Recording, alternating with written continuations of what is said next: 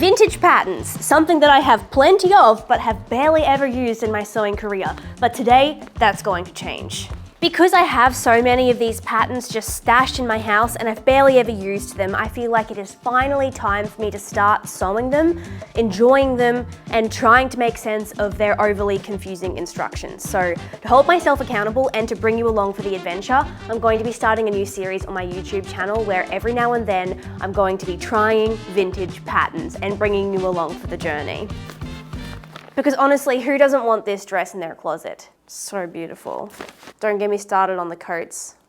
My grandma has great taste. Anyway, despite having this crate completely full of beautiful patterns, I maybe did fall susceptible to a different pattern online, and that is the pattern I'm working with today. So, oops. Literally every time I've seen this pattern on Etsy for the last few months, I have stopped mid-scroll. I think it's so beautiful and enchanting, and I actually just bought it. It doesn't seem to have a specific name. It just seems to be called Blouse by Brooklyn Girl Vintage. So I'm just gonna link the pattern in the description box of this video if you're interested. Unfortunately, it only does come in one size, I think, which happened to be my size, or at least I hope it's my size. So not a very accessible pattern, but I'm still excited to try it. Let's do this thing. Now, of course, I could make this pattern in one single color of cotton, but for me, that wouldn't be me. So I am going to be delighting in this new stash of scraps that I have inherited from one of my dear, dear friend's grandmothers. She has been collecting all of her scraps from all of her projects, and then every now and then she just sends them all to me. It's the best ever. I haven't had a proper look through all these fabrics, so I'm going to use this project to get out all of these fabrics, see what works together, and then incorporate them in this blouse. Basically, I just want to play with my new toys. That's what this is. Okay, let's find our fabrics. Get out of here. Gloves? I don't have time for this. Very mad. Oh, a pink polka dot. Oh man, this is awesome. This is as good as it gets. Oh, look. Oh my gosh, look at this little beautiful. I don't even think I like the look of patchwork as much as I just like getting to play with a bunch of different fabrics. It keeps me so engaged in the process because there's so much to take in. Oh, I can tell this is going to be fabulous. Oh, it's a Noah's Ark. Oh my goodness. Not right for my project, but very cute nonetheless. This is spooky. It's like a teddy bear. It's not like a teddy bear. That is a teddy bear. I don't know, that one's kind of scary to me. Going in the bin, that one. Well, I picked out a bunch of fabrics that look kind of interesting to me. I'm not really sure if they're having fun together right now, and honestly, they might not be a good match. But today I'm feeling a little bit whimsical and a little bit rogue, so I'm just gonna lean into the madness and start patchworking. I don't even really care if they match. I just feel like these are all fun fabrics and I like them all as individuals, so it's fine. It's fine. It's not that deep. It's not that serious. My favorite part of patchworking, ironing. Some people don't like to iron, and that's okay. But for me, wait, why did they not iron properly? Get out of here. All right, I just finished ironing all the fabrics and they are now ready to be patchworked. But before I get into the construction of the fabrication, I am so excited to announce the sponsor of today's video, which is Ana Luisa. Ana Luisa elevates your everyday. They have something for everyone with high quality, tarnish resistant jewelry that won't break the bank with pieces starting from just $39.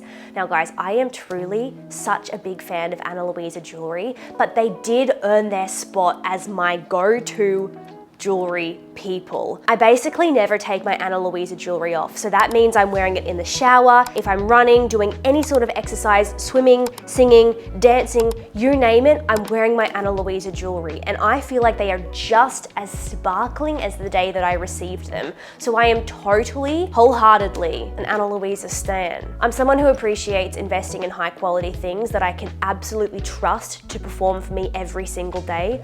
I love a reliable piece, and that's why I'm always wearing Ana Luisa jewelry, because I know this is jewelry that I can totally bank on. Being gorgeous, being elegant, giving me sparkle, giving me, you know,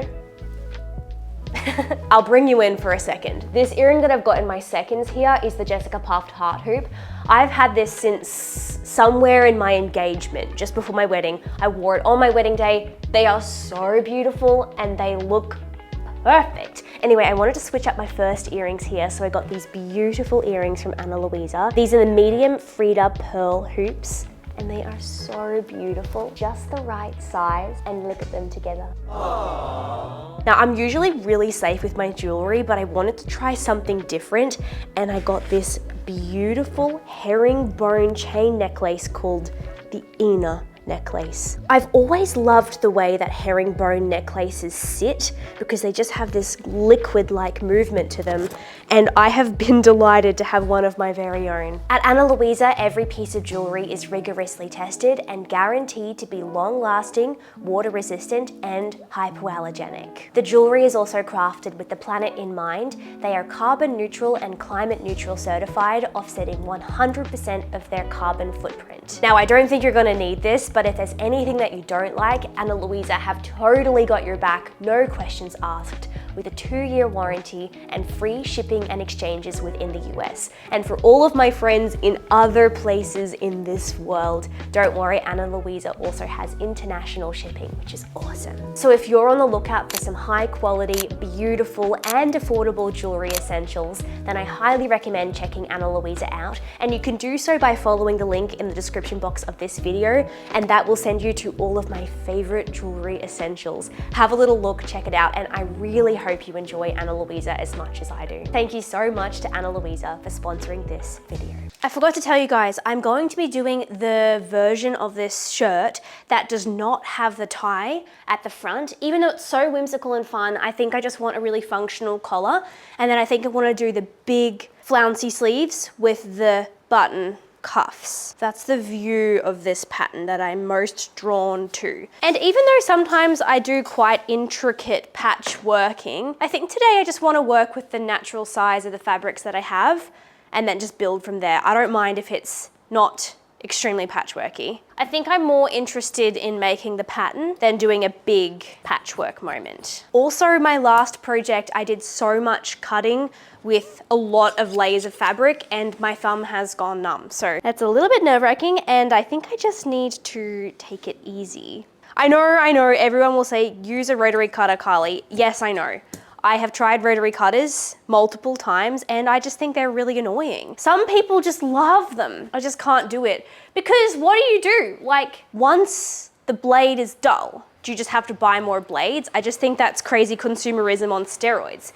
Because I love that I can get my scissors sharpened. It's just so sustainable. But yeah. Am I missing something with the rotary cutter? Because if I can sharpen that, then I'm interested. But I don't want to just have a $40 rotary cutter subscription at the Fiskars factory for the rest of my life.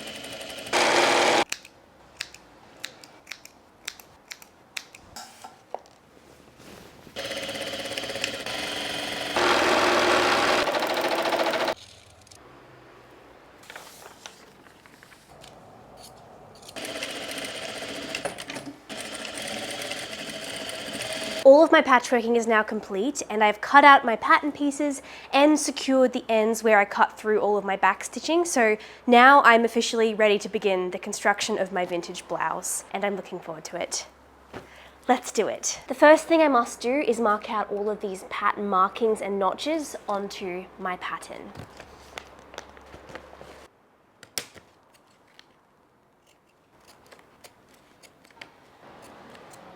All right, everything is marked. Now it's time to sew. We have to work with a 5/8 of an inch seam allowance. So I'm gonna mark that out, otherwise I'm gonna forget about it.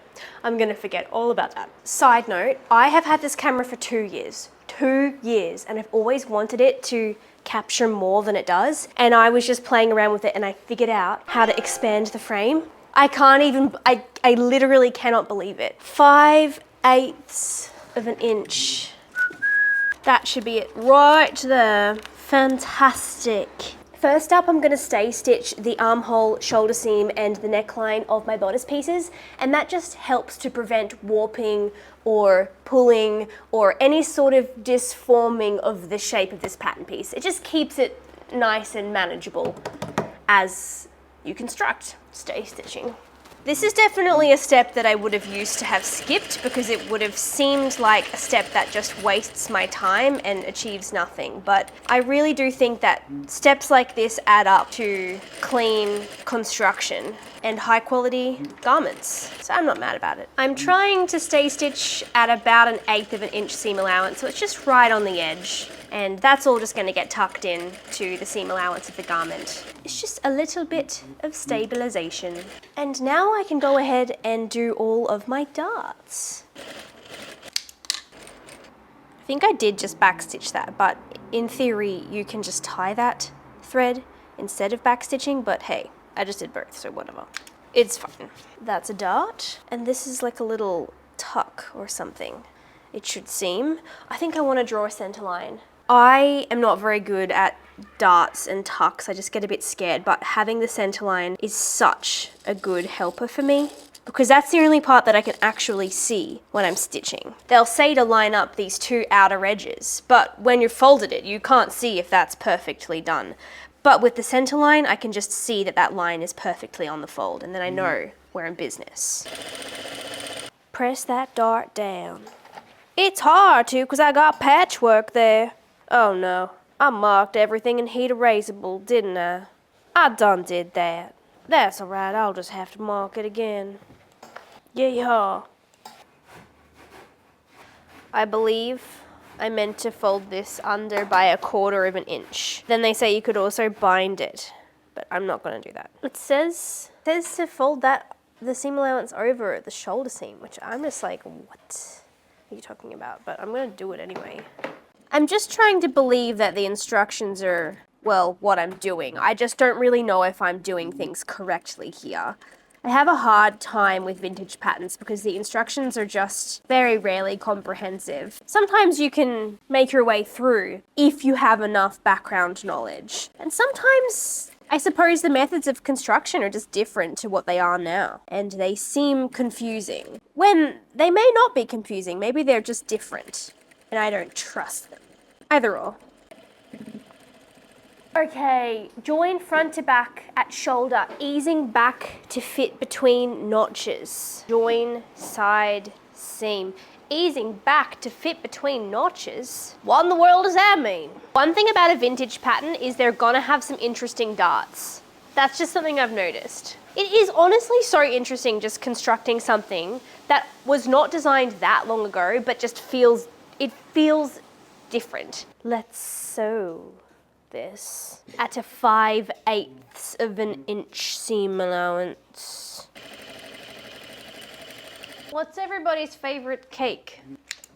Just asking, because I'm getting really into cakes recently. Yesterday I had lemon blueberry cake. It was really good. Link me those recipes, everybody. Beautiful.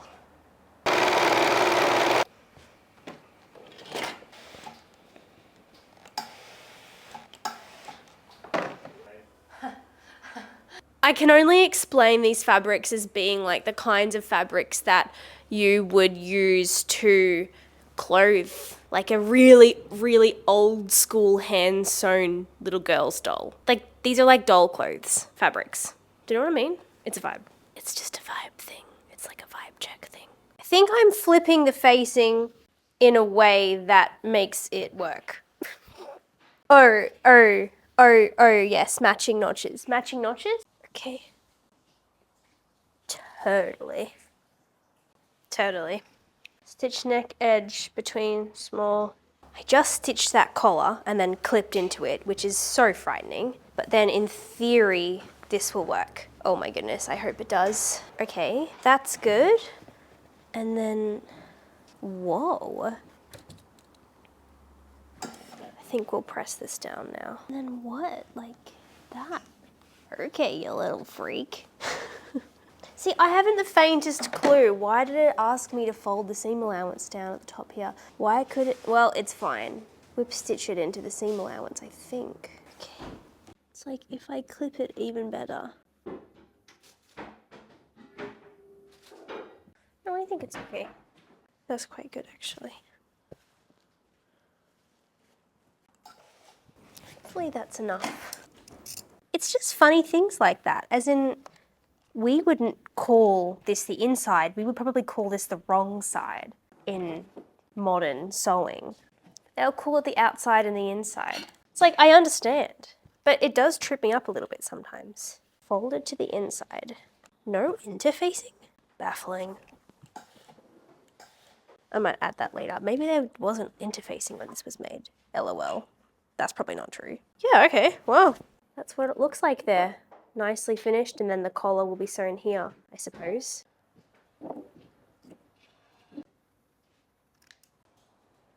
Now, I'm not entirely sure if this is what I'm meant to be doing, but I am just going to baste this button section down by hand, and then I'm going to tack this little shoulder seam up into the seam allowance up here. Perhaps I'll pin first, that's a smart idea.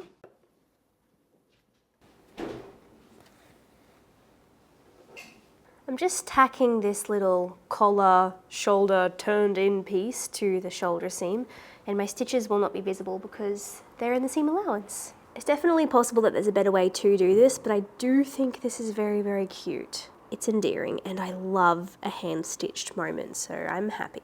All right, I'm gonna leave the bodice for a little bit now and work on the sleeves. I am yet to decide whether I wanna have the thick cuff or the small cuff, but we'll just make up our minds as they progress. Join underarm seam. All right. Beautiful. Right sides together, join wristband facing to wristband, leaving notched edged open. Trim seam, clip curve, trim corners. Well, I've spent the last 20 minutes or so trying to figure out how this cuff works. The instructions are not instructioning.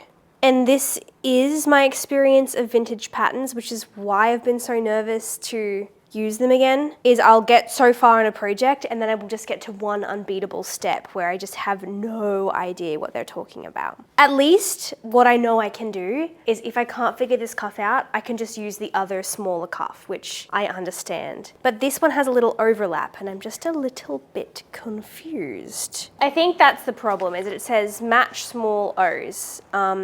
Unfortunately, my pattern doesn't have any small O's on the sleeve, so I have nothing to match. Maybe that's a pattern maker problem. Maybe that's a vintage pattern problem. I also would love to know whether the front or the back is the overlap of the cuff, like stuff like that. Maybe you're just meant to know, but I don't just happen to know that information. It's just a little disappointing, isn't it? I want to do it. I just haven't the faintest clue what you're talking about. Okay, let me use my brain, because how would I want this to be? If I have a cuff, the cuff needs to face outwards. Right? Goodness gracious. This has absolutely stumped me. Okay, I think I figured something out here. I have no confidence that this is what the pattern wanted, but now that I'm seeing it on, I'm also just not certain if I actually like it. I think I might need to sew the sleeve into the bodice so I can get the proper look, and then I'll make my decision about whether I commit to these cuffs. A part of me feels like if I do these big cuffs, then I have to do the bow collar, and I'm just not sure if I'm ready to commit to that much drama. It's a lot. Maybe it's kind of awesome, but, you know, it's a lot. Well, this is my little try every option on moment, and I think I feel crazy. I think I might look like a clown. But whatever, let's lean into it for a moment. I've got the sleeve with no cuff, I've got the sleeve with the big cuff, I've got the big bow vibe. Now, I love a little bow tie moment, but this is feeling like chaos. I don't really know whether I should just go for it and go crazy or not. My instinct is go safe, because there's already so much going on with the textile. Watch this space. Oh my goodness. Well, Elijah says, do the bow and do the cuff. So I'm just gonna do that. Good morning. It is bright and early the next day and I'm going to jump into finishing this blouse. I had a big research last night into this cuff and I cannot find a garment that has this cuff construction. I think it's because it's weird and I don't know if I want to do it. The reason why is because I think what they're trying to get me to do is to fake a lapped cuff. Basically, what they want is for me to overlap these two pieces here and then just sew that immediately to the sleeve, which means that this cuff where the buttons are is not very accessible or easy to use or very functional at all. It's basically decorative, which I kind of despise. I love a lapped cuff, but this ain't it. I don't know if I'm missing something, but I just feel like this is a little bit of a cheat. I like those cuffs. It's just that I've kind of already sewn up my sleeve and I've made it to this section, so it's actually almost done, and I don't want to go back in time and do a proper lapped cuff. So I think I'm gonna just save this for another day and do a regular small cuff for this project, which is fine because I love a cuff like that. Vintage patterns sometimes leave you a little bit baffled, and that was my experience with this cuff situation. Let me know if you've ever seen a cuff like this, and I'm just being dramatic, but I don't understand it. And I don't know why I would want it to be this way. So yeah, regular cuff is on the menu, a big bow collar for drama, and then just a whole bunch of buttonholes and call it a day. Something that I want to get better at with my sewing practice is having the confidence to stray from pattern instructions if I want to. I always feel like I need to do it perfectly, especially the first time round, which is understandable because often the pattern instructions are there for a reason. But sometimes I'll just know that I like to construct something a certain way and I'll have a preference and an idea of how to do it. And then I will suffer trying to understand the instructions and do it their way, when really we probably could have met at the same result, just with different processes. It doesn't mean that my process was wrong, just different. I guess I really like learning the processes of every single pattern maker because you never know what you might learn, but I think I need to listen to my intuition a little bit more, because if I had trusted myself with that cuff, maybe I could have just made it a proper lapped cuff much earlier on. It's not the end of the world.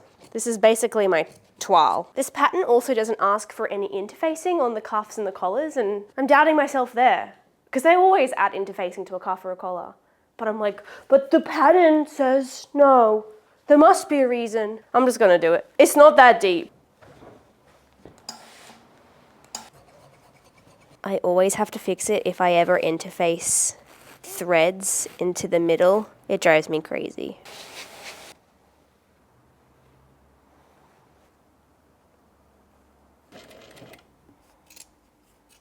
Has anyone here ever used wax for your thread to prevent it from tangling when you're doing hand stitches? And if so, would you rate it?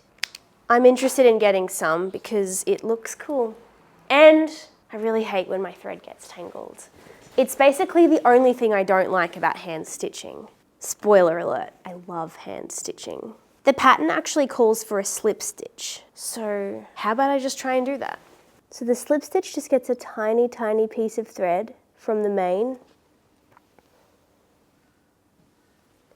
and then it goes through the fold of your hem or cuff or whatever. And then repeat. And it seems like you're only meant to catch a few threads from the main.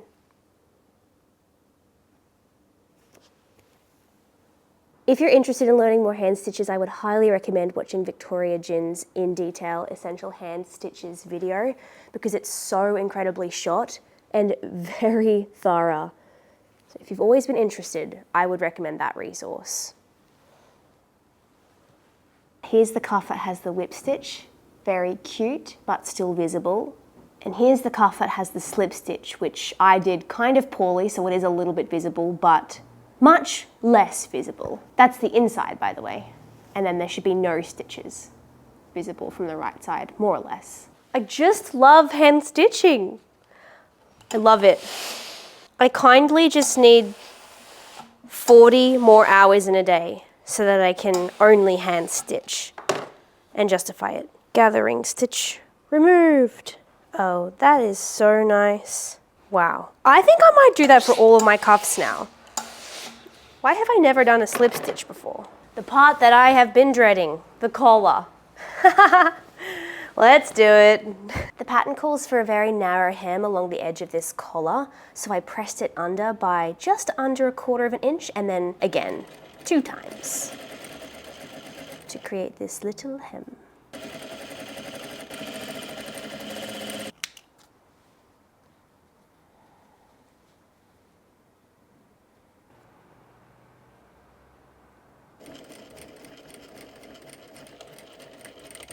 Nerve-wracking. Well, I think that actually looks good so far. Trim, seam, clip, curve. Press seam towards collar. Oh, I see. Okay. It's not as weird as I thought. That's just what vintage patterns are, hey? Not as weird as I thought. But honestly, they're pretty weird. I just want to wear cute vintage clothes, okay? This might just work. Turn under 5/8 on the remaining raw edge of the collar. Slip stitch over seam. Oh yes, slip stitch. Slip stitch it, baby. Slip stitch it, baby. If you want an invisible seam, if you want to stitch a seam by hand, you're gonna do a slip stitch. You're gonna get your needle and your thread and slip stitch. Gonna get your needle and your thread and slip stitch. Oh, that's kind of fire. Oh yeah. It wasn't even crazy construction. Like, it was literally sew it right sides together, seam allowance here, and then literally just bam. I'm pretty sure that's all it's asking for, and I was freaking out. But hey, it's because I didn't know. And now I know. Yeah, so I'm pretty sure we're looking at this situation just like the cuff. This is the vibe. Oh yeah, I know this game. Okay, I know. Just evening out my press. Yes. There we go. That is a much better result. There we go, darling. When this old world is getting... Where did that pin go? Okay. Are you guys with me? Are you seeing this? It's like this, right? It's like this. Bam. Bam. This is all going to get slip stitched. And then it's like, tie that in a bow. I am going to slip stitch that collar in place. I am going to hem it. Hem the blouse. And then, oh, goodness. Listen to my commands. Okay, I'm going to thread this needle first. Impossible. It refuses to be threaded. Yes, I am going to slip stitch this collar. I am going to hem the blouse. I am going to hand stitch my buttonholes and add my buttons by hand. If you're interested in learning how to do a hand stitched buttonhole, I highly recommend. I am addicted. I basically only do hand stitched buttonholes, primarily because I love them, and secondarily because my domestic machine is just out of reach. I don't want to set it up. So I'm going to do all that stuff, and I'm going to see you at the end. Oh, I think I didn't finish my thought. If you want to learn how to do your own hand stitch buttonhole, I have a tutorial video. Check out that link if you're interested. It's so much fun, you'll never look back. Basically, I'm just going to finish this now because it's just little finishing touches. The only thing that there's no instructions for is they never really conclude whether you should machine stitch down this placket where the buttons and the buttonholes go. Sometimes patterns will say, just do your buttonholes and your buttons, and that will be enough to sort of secure that. But I don't really like that vibe because I don't like the feeling of it sort of just like flapping in the wind, even if the buttonholes and the buttons are keeping it in place, like the little placket. I still like it stitched down, so I probably will just stitch it down, to be honest. Probably. Maybe I'll pick stitch it if I've got time, which is another little couture stitch that I learned from Victoria Gin. Thank you, Quinn.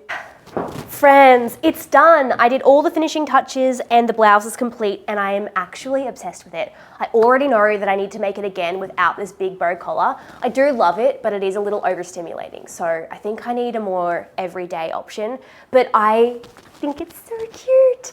The instructions leave a little to be desired. They're not my favorite. Vintage pattern instructions always make my brain sort of go crazy, but we made it in the end, and it was worth it. I think the sleeve shape is absolutely to die for. And also, the way that some vintage patterns do the bodice fit, I just think is perfect. Like, it's just the right length and just the right amount of ease to be the perfect shirt to tuck into things like skirts, trousers, pants, jeans, overalls, pinafores. It's just like the perfect tuck in to something blouse shape. That's a lengthy way of putting it, but that's how I feel. I love this pattern. I'll definitely make it again, and I really hope you guys enjoyed my first vintage pattern adventure video. If you have any vintage patterns you would like to see me make, please leave them in the comment section because I would love to add them to my list. And as always, please let me know how your projects are going because I love to hear how you're going, how your creativity is evolving, and all things good news and fun times for your lives. Also, by the way, I did find out that this pattern is sold in lots of other sizes. The seller has all the sizes as individual sizes, I think. So I was ignorant and thought that it was only in my size, but actually it's in a lot of sizes. So if you like this blouse, you can have a little look-see and see if there's one in your size. I think that's all from me. Thank you so much for hanging out. I hope you had fun. If you liked the video, give it a like, and if you want more content from me, please hit the subscribe button for lots more sewing content, because I've been making sewing videos all the time because I love sewing. Okay, that's all from me. I'll hit you with the montage now. Have a great week. Bye! Oh, and in terms of any adjustments to the pattern that I would make the next time around, I think the only things that I would do is add interfacing to the button and buttonhole plackets, add interfacing to cuffs, and also if I was going to do that big thick cuff, I would absolutely do a genuine pattern hack to make it into a genuine lapped cuff. Because I don't know what was going on there, but I just didn't like it. So that's what I would do in the future. Okay, bye! I actually have been wearing this shirt all day with the bow, and it's a little bit overstimulating, so I just put it back to visualize no bow. I think it's so much better. I think I'll have to unpick it and just do the regular collar. Because it's fun, like the bow's fun, right? But it's also like, I want to wear this a lot. So I'm thinking, no bow. But let me show you the bow. I'm going to show it to you. Like, for example, before I was saying there are some things in the pattern that I would do differently, but I want to impress the pattern maker by doing them perfectly, basically. And one of those things is I know that I like buttonholes to be vertical because they're so much easier to do. These ones called for horizontal buttonholes. What did I do? Horizontal. Should have just done vertical. The other thing about this bow is that it's really hard to tie. Like, don't get me started. It's really difficult. It's just not for me. That's the bow.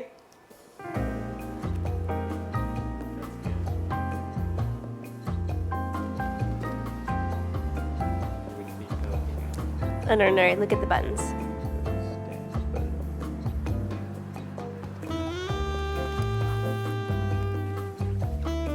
Oh, yeah.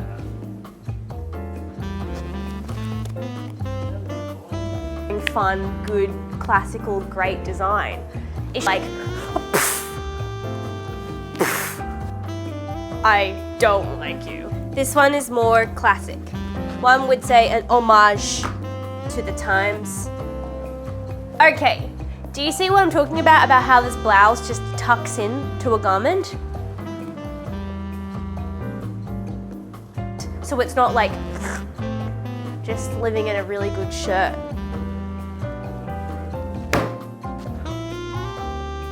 The paper was due last Wednesday.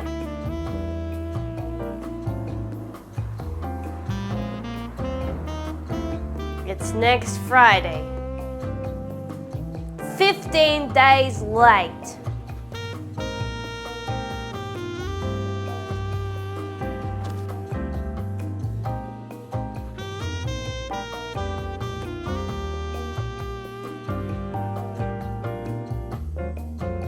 I'm merely a vessel. Did you get them?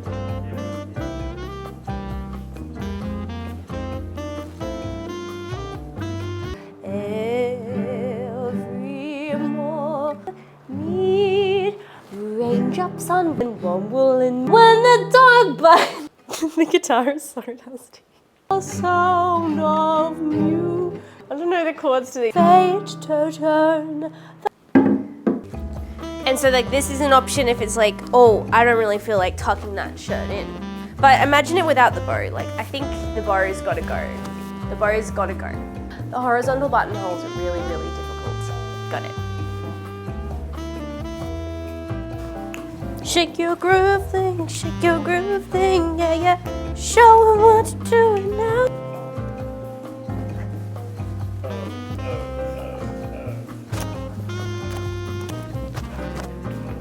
Nah.